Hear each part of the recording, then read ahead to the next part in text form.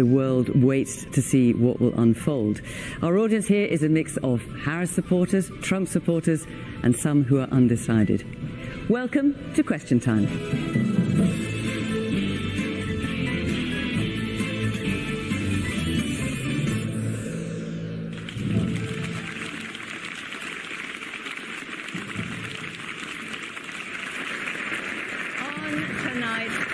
Malcolm Kenyatta is from the party of Kamala Harris, the Democrats. He's a member of Pennsylvania's House of Representatives and an advisor to the Harris 2024 election campaign. A rising star in the Republican Party is Martina White, who's also in the state's House of Representatives. She remains the only state-level Republican in Philadelphia. Mehdi Hasan is a British-American political commentator and has worked on both sides of the pond at The New Statesman, Al Jazeera, and then MSNBC. He's now founder of his own media organization, Zeteo News.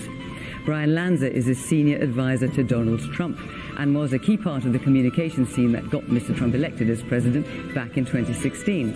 And the BBC's North America correspondent, Anthony Zerka, is here to help us cut through the noise and the spin of this highly charged election.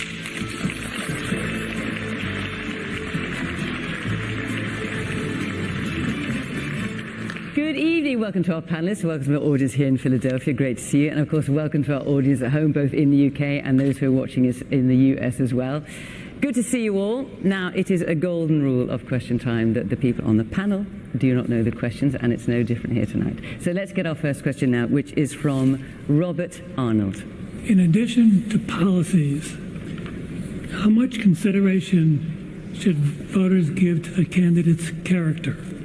To the candidate's character. Right. Well, look, Brian, I'm going to come to you first, because as an advisor to Trump, you probably know one of the candidates arguably better than anyone else here.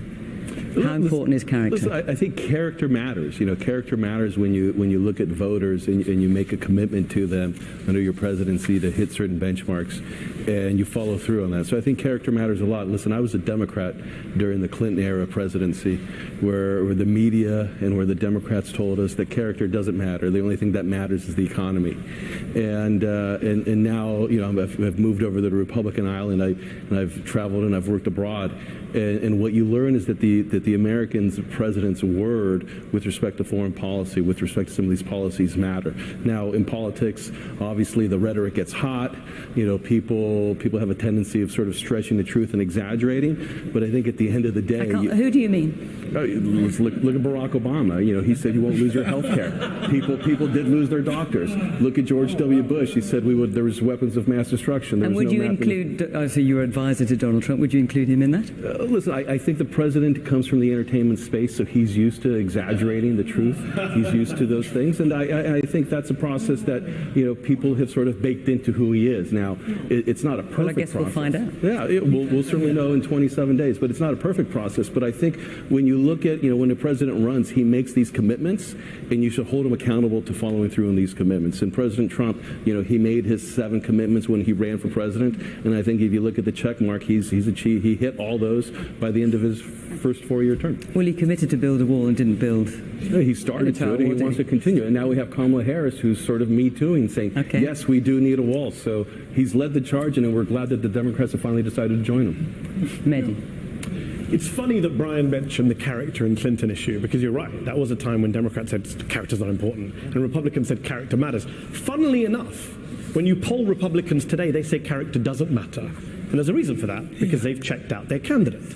And they know they can't say with a straight face that character matters when their candidate is Donald J. Trump, a man perhaps the most, I don't want to say amoral man to reach the presidency in modern American history. We've all seen him in action. This is a man who is a kind of thin-skinned narcissist, self-obsessed with petty vendettas and personal grievances, a wannabe autocrat. You know, he's a hero in character terms to a lot of white Christian evangelicals in this country. Bizarrely, this is a former casino owner who cheated on his first wife with his second wife, cheated on his third wife with a porn star, been found liable of sexual abuse by a jury of his peers, lies in every breath, more than 30,000 lies according to a count by the Washington Post, a conservative count, when he was president, has spent years saying outrageously racist and misogynistic things about women and people of color, hosted a Holocaust dinner at his home for Thanksgiving. So no, I don't think he has the character. I think character matters. He certainly does not have the character to be president. He doesn't have the moral fitness. He doesn't have the mental fitness. Okay. One last line. Don't take my word for it. His own defense secretary, Mark Esper, says he's not fit for office. In fact, the vast majority of the people who served in his cabinet say they're not voting for him this time. Don't take it from me. What about the character of Kamala Harris? Because also there's two people we're talking about here. Well, the problem is when you say there's two people we're talking about, one of them's Donald Trump, so it really doesn't matter who's on the other side when it comes to character. We could pick someone randomly walking on the street in Philly, and they would have a better character than Donald J. Trump. Well, let's hear from our audience. I know there will be people who don't agree with you. It's the woman in the black glasses at the back. Well, first off, sir, I think some of the things you just said need to be fact-checked. So I think you are liable for sexual abuse. You are really off-center and inappropriate. I will say, first off, Trump is not a politician. Where do I belong? What's my place? At Curtin, I can discover my path with a universe of possibilities. I can learn from the brightest minds, make industry connections, and take part in real-world learning.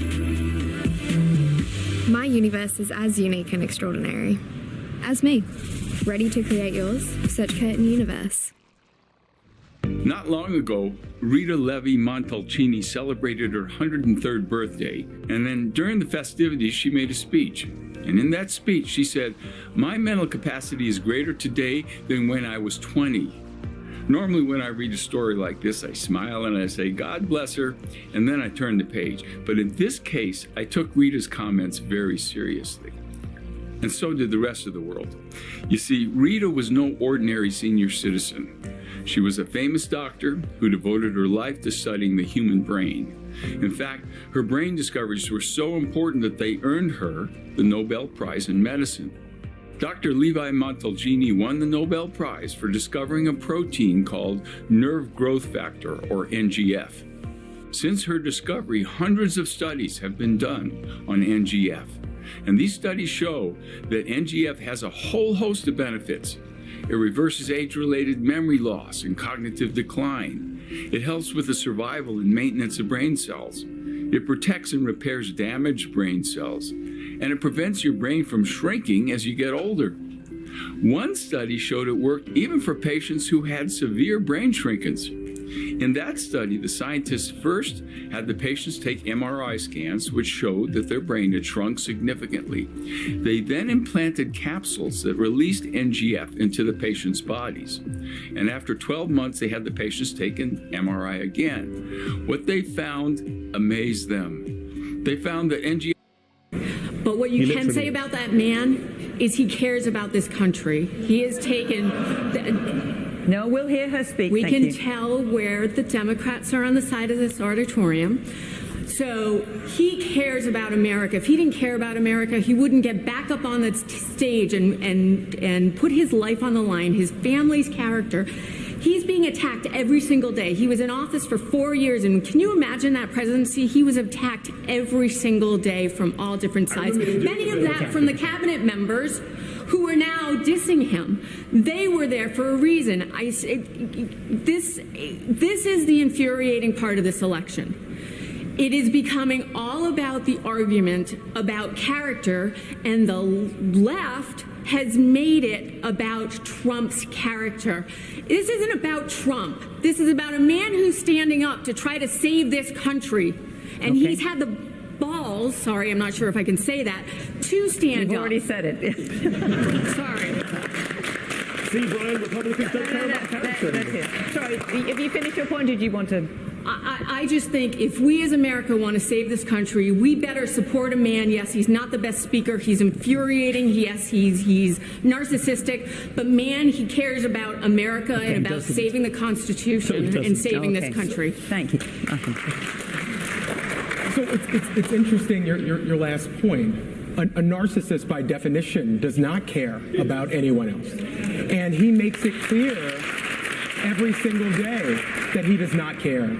I have never in my life imagined that I would see someone who has benefited more from the promise of this nation than Donald Trump, a billionaire with a private plane who gets to fly around the country, who gets to be treated with a completely different standard than any other person in the political arena, who whines and cries as much as Donald Trump does. I think we are in a position where we have to be honest with ourselves. This is not Democrats saying this. This is not just independents saying this. It is Republicans as well who are supporting Kamala Harris, including a number of the best people who he hired, who have seen when no cameras are around, who have been with him, who do not trust him. John Bolton, who is not like a pinnacle of progressive ideology, who also has made it clear that this is somebody who should not be in the Situation Room when we are dealing with the crises that we're facing around the country. And I think, in your heart of hearts, many of you who are supporting his campaign, maybe you really are just completely grading him at a different level, but many of you, I think, just with some of the comments that I heard from you, you know that he does not pass the character test, but you are grading him on a curve for other reasons. That is your right, but I think in 27 days we need to defeat him and make sure he's never president again. This man here in the blue shirt at the front, yes, the man in the blue shirt at the front. Well, first of all, I'd like to say he never had a shot when he first got in office, and everybody knows we came with this Russian stuff. So he was already doomed. Hang on, what are you saying? The President Trump, before he got in office, he was already doomed before he got in office. And when we talk about character, what I noticed growing up, I used to watch TV and it was so bipartisan. You had a moderator, you had a guy on the left and a guy on the right, and they were opposed with each other. The moderator stayed bipartisan. You don't have that now. You have people just on a train picking a side, and that's it. They never look at the other side. Like the gentleman here, I'm a fair person, so I can see the faults in both sides. I'm not just going to pick one and say I don't like him. But one thing people got to understand that Donald Trump has made most of these people their talking points. What would they talk about if it wasn't Donald Trump? How are they going to help the country? All they say is what Donald Trump did or what he didn't do. None of them are standing up and doing anything. None of them are standing up and doing anything as a group together. When we elect Democrats and Republicans in office, they go there to work together. And they work for the people, and they're supposed to, no matter whether you're Democrat or Republican, they're supposed to work for all of us. Well, let's listen. There are two candidates we're talking about here, obviously talking about Donald Trump, but also Kamala Harris. Martina. Thank you, Fiona. So to this question, does character matter? Absolutely. And to the extent that it impacts policy, I think it matters that much more. When we talk about character, when it comes to political figures, can you trust them to do what they say they're going to do? Donald Trump, he did what he said he was going to do. He was not a wartime president. He was a peacetime president. He helped to build the border wall. He actually cares about the American people enough to show the respect that our veterans deserve. When he calls them suckers and losers, Martina? When he calls them suckers and losers, I did not speak during when you spoke, Yeah. but I know for a fact that when Joe Biden checks his watch instead of making sure that our fallen are respected when they return, I think that's important. And I also think that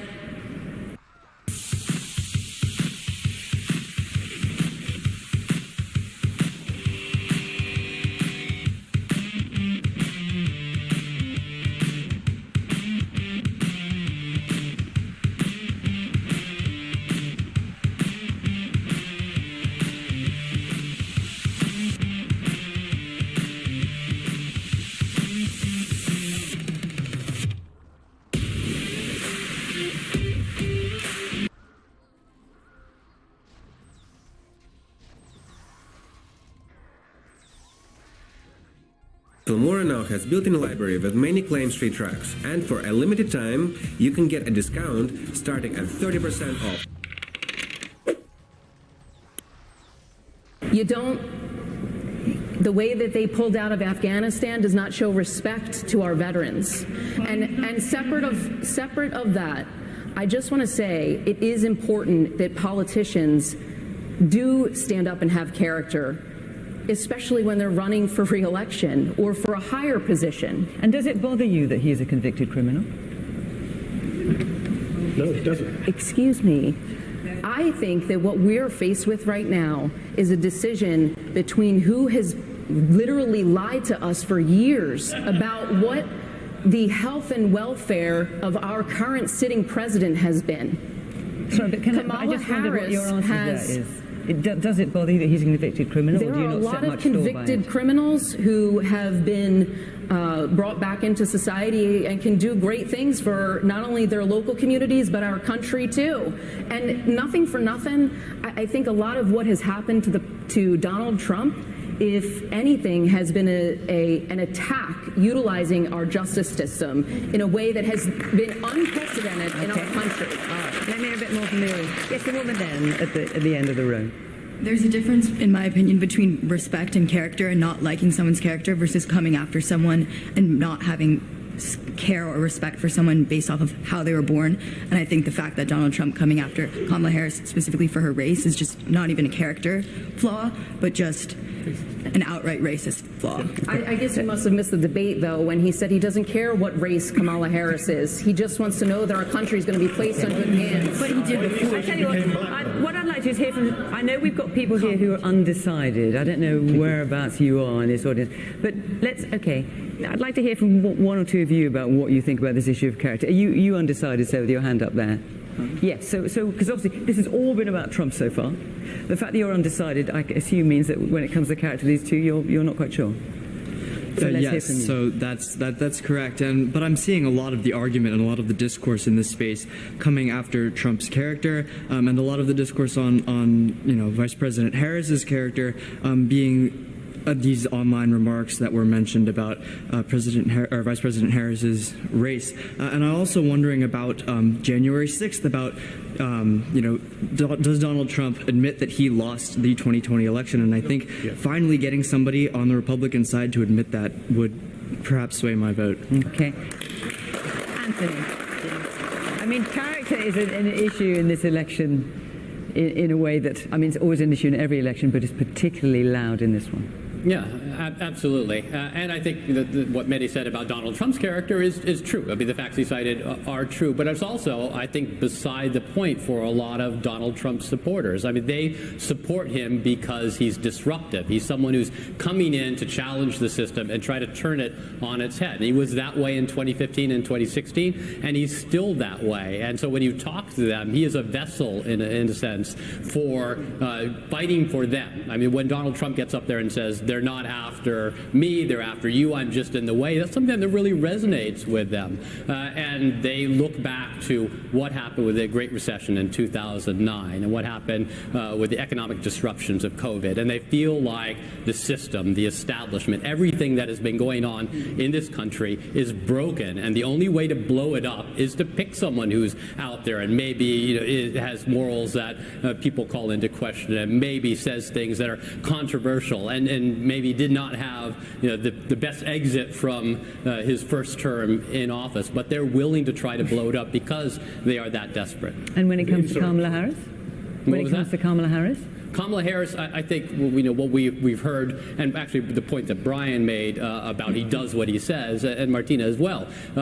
What you do is you look at how Kamala Harris ran her campaign in 2019 and the position she took in 2019, which were much farther to the left than she is now. And honestly, most of the candidates who were running for that Democratic presidential nomination in 2020 got pulled to the left by Bernie Sanders and Elizabeth Warren. But Kamala Harris did take positions on things like disbanding Immigration and Customs Enforcement, nationalizing health insurance, banning fracking, that are ones that she has since renounced. So I think that calls into some questions about what she stands for. I think she renounced them. She just said, those are Joe Biden's positions, they're my positions too. I mean, it is pretty clear that she's lying, if we care about lying. She's lying about her positions to win this election. No, but is that your point? Do you care about lying? But does lying matter? That's my question. Listen, and politicians lie all the time. So does it matter? So don't bring up Kamala Harris' supposed lies if lies don't matter. I'm not Malcolm, sensitive. I just but want to you hear a bit more guys from treat the Donald audience. Trump like he is a toddler who cannot be held. Donald Trump wants to be president of the United States. Donald Trump is not a victim. Donald Trump is a person who incited a riot against our United States Capitol. It is disqualifying, period. Disqualifying, period. Let me hear a bit more from our audience. That's why they're here. Yes, the woman in the white jacket. So I think for you to bring up character with any politician, so there's a couple of points I need to make. Anybody running for the presidency, I don't care if they're a man or a woman, an incumbent or not, they're a narcissist. Nobody wants to be president of the United States who is not a narcissist on some level. It's about power. If you want to talk about character, you have to go back to the Clinton administration, who totally brought the indiscretions under the desk to the forefront of the American people. And it's gone downhill almost since then consistently, with one exception. I will always give him credit for this, even though I didn't vote for him, was Obama, who I think had good character in the White House and didn't cause us, he didn't embarrass the people when it came to family and stuff like that. But the Clintons started that. And it was happening before that, I'm sure, but it just wasn't in the forefront, and they didn't speak about it. So just be clear, so are you saying that effectively whoever runs for president, they're not necessarily going to be of great character because they're going to be power hungry? They need so to we'll have just respect. discount that. People need to respect them. World leaders need to respect the United States leader. If the United States is a superpower, they need to have earned the respect, and sometimes that's through fear, of other world leaders. Respect, when you're the president, is higher, I think, than character. And just to be clear, and is that what you think Trump will have? I do. I think he definitely commands respect. And you know what? And they lie. They lie about their own records. They lie about their own indiscretions. And they lie constantly about each other. And if there was a law or a rule that said politicians can't post ads that lie about each other and misinterpret things, we would all like it better because we're so sick of it. Okay. All right. I hear you. All right. We could talk for an hour about this, but we're not going to because there are other issues you want to discuss, and I'm going to get to them. Before I do, I just want to say, it feels slightly odd to be saying this here in the National Constitution Center in Philadelphia, but next week we're going to be in Rotherham. Yes. None of you have any idea where that is. But anyway, we're going to be in Rotherham, in South Yorkshire. And the week after that, I don't know why you were laughing. The week after that, we'll be in the southwest in Plymouth. So if you are from or around Rotherham or ditto with Plymouth, and you'd like to be in part of our Question Time audience, do apply to the website. The instructions are here, and we would love to see you. And of course, normal service will be resumed. Right, let's go to our second question, which is from Rich Dysinger. I hope I pronounced your name correctly. Yes. So the immigration system is broken. I wanted to know what we're going to do to fix border security and those types of issues. I know it's a very complex issue, so just wondering how we can fix that. So you're saying the U.S. immigration system is broken, which is a very strong way to put it. Malcolm. So I would say a couple of things. The first thing I would say is that we're sitting in the Constitution Center, and it should be, as we have this conversation, we should remind ourselves always that we are a nation of immigrants, but we're also, as has been said, a nation of laws. And so do we deserve an orderly immigration system? Absolutely. The bipartisan immigration bill that was on the table had things in it that I liked, things in it that I didn't like. Can I just explain what that is for viewers who may not be that familiar? So the bipartisan agreement was basically an agreement that was supported by both Republicans and Democrats in the House. Not all Republicans, but it had Republican support. And it was basically strengthening border controls, which went down well with some parts of the House, and allowing immigrants in, which went not so well down. But basically it was something that had a consensus across Congress, but in fact it didn't pass. And that was important. I've heard it said here a number of times that people should come in and they should work together. This is an example of Congress actually coming in and working together. And the disruptor-in-chief came in and said to members of his party, don't support this bill. These are his words. Don't support this bill because it will hurt me in the election. He literally said, blame me for this bill not becoming law. I do blame him. And this was a bill, by the way, that we should highlight, was supported by Border Enforcement, which is not a bastion of liberal politics. They supported this bill because it was a consensus product that would do a number of things. It would have increased border agents to deal with folks who are coming here, some to seek asylum, like they have a right to, some who wanted to enter illegally. It would also have increased the amount of judges to ferret through whether or not someone is eligible for asylum or whether or not they should be returned to their country of origin. Can I just say one more thing? Before we go through every sort of cough and spit of the bipartisan bill, I just wanted to ask you. I wish it was law field. That's quite clear. I just want to ask you, given that immigration of undocumented or illegal migrants has been so much higher on average under the